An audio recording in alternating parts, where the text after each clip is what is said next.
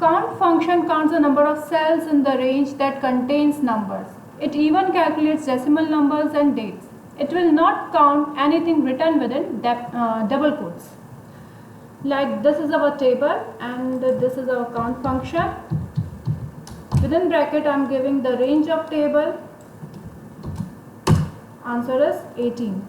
It has counted this column, this column, this column and this column. It hasn't counted this column and these empty cells. Next function is count A. Count A calculates everything, numbers and text, or we can say it can count all the non-empty cells. So this is our table and this is a formula.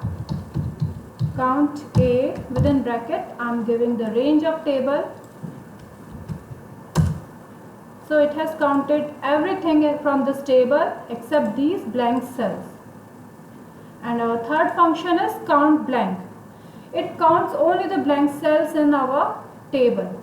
So this and this, we have two blank cells in our table, equals to count blank, and this is the range of our table.